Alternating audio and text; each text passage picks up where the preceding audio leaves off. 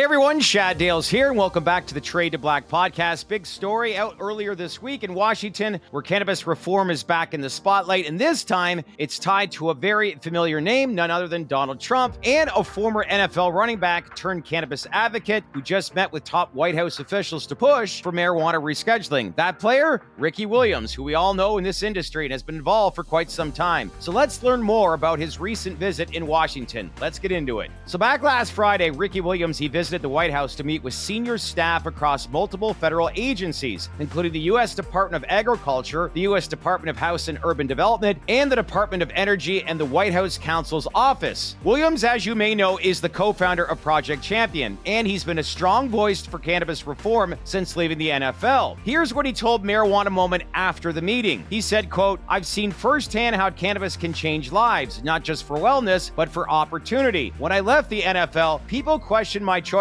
but cannabis was part of my healing, physically, emotionally, and spiritually," end quote. He went on to say, quote, "Rescheduling cannabis from Schedule 1 to Schedule 3 isn't about politics, it's about freedom, it's about jobs, and it's about aligning federal law with what's already happening in 39 states," end quote. This reform is smart, it's overdue, and it's about putting America first. Also at the meeting was Bruce LeVell. He's a longtime Trump advisor and a former executive director of the National Diversity Coalition. LeVell later posted on social media that it was a highly productive meeting, praising what he called President Trump's transformative cannabis bill and criticizing the Biden administration for falling short on rescheduling. He also confirmed they're actively preparing for Schedule 3 reclassification, which is a good thing, saying Trump is poised to deliver where others have not, and we can only hope at this point. But while the momentum looks real, the actual rescheduling process, it still remains stalled. This week, the DEA once again notified an agency judge that no progress has been made under the new Trump administration. And although HHS Secretary Robert F. Kennedy Jr. once supported cannabis in psychedelics reform, he since said he'll defer to the DEA on marijuana decisions. So for now, the process, it's in limbo. But there is momentum that is building. Meanwhile, former Congressman Matt Gaetz was recently seen reviewing what appears to be a contract tied to cannabis giant Trulieve, offering administration-related guidance and a potential super success fee if a certain matter is resolved. We all know Gaetz has publicly supported rescheduling, calling it a strategy to help the GOP win over younger voters, but also admitted Trump's stance may be more about politics than principle, something the U.S. has tackled for quite some time. But still, polling shows the Republican base is warming up to reform. A GOP-affiliated poll from April found that majority of Republicans support rescheduling, and many are even more supportive of state-level legalization than the average voter. And that really could explain the shift we're seeing now, with people like LeVell, Gaetz, and Ricky Williams pushing the issue inside Trump's circle. So now let's switch to Trump's pick for Attorney General, and that's Pam Bondi, and she's got a lot on her plate right now. She was confirmed by the Senate, but it's worth noting, as Florida's AG, she opposed medical cannabis, and during her confirmation hearings, she declined to say how she'd handle federal marijuana policy. So that's still a major unknown. Congressional researchers recently confirmed that lawmakers can bypass the DEA and reschedule cannabis directly if they choose to act. It's a faster route, it avoids legal delays, and could be the key if the agency continues to stall. Again, we always say this, the key here is President Donald Trump. Then you add in, just days ago, Mike Tyson, along with a group of professional athletes and entertainers who sent a formal letter to Trump. They thanked him for past clemency actions and urged him to go further by 1, rescheduling cannabis, 2, expanding pardons, and 3, unlocking access to banking for licensed cannabis operators. So the message was clear. This is Trump's opportunity to lead and to do what Biden didn't, as we've said many, many times on these recent videos. So again, where does this leave us? That is the big question. It's still unclear when the DEA will act, but the pressure from inside Trump's camp is growing louder and louder. So whether it's political strategy or sincere reform, one thing is clear. Cannabis rescheduling is now front and center here at the back end of 2025. So with that, make sure you to subscribe to the Trade to Black podcast. We'll keep tracking every move that's going on in Washington. Until then, make sure to like, subscribe, leave some comments below. Love to get your feedback, and I'll see you next time on our latest Trade to Black podcast. I'm your host, Shad Dales. Thanks again for watching.